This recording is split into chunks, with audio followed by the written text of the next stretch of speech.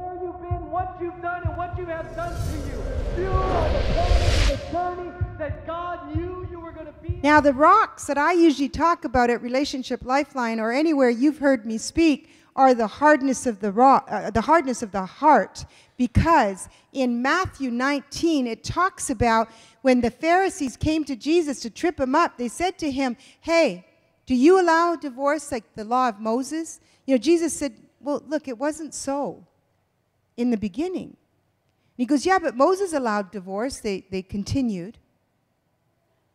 And he said, "Yes, Moses had to allow divorce because of the hardness of the heart." Right? Because of the hardness of the heart, he allowed divorce. Well, David figured out that the hardness of the heart inside wasn't helping him. And today I want you to see this rock as your weapon of warfare. What's inside of you, the anger that's inside of you, needs to come out, so start killing some giants with it. Start killing the anger with that rock of anger. Start throwing it at the enemy and start saying, "I am a child of God. I am not given to anger except towards you, not towards my family, not towards my wife, not towards my children." And take that rock and whack it at him and kill him with the first throw. He dropped. Hit him straight on. Shoot to kill. Aim to kill.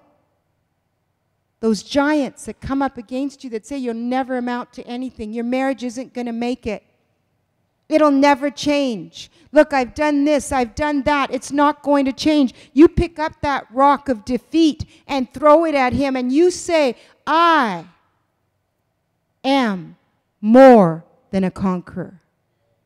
And when you think that it's impossible, you say, "In God, all things are possible."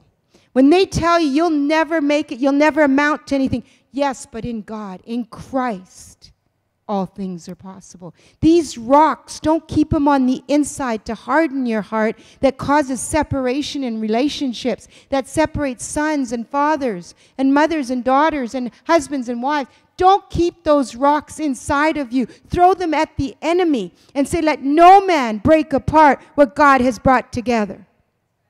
You are married, you have been brought together. Don't try to go back and say, "Well, I had some red flags." God can take those red flags and make them white. Forget the red flags. Put them up as white flags now. We are together for life, better or worse, in sickness and in health, even when you're emotionally sick. When you think you can't get up another day, you can't take another day, take that rock of defeat and say, "Greater is he that is in me than he that is in the world that's trying to destroy this family."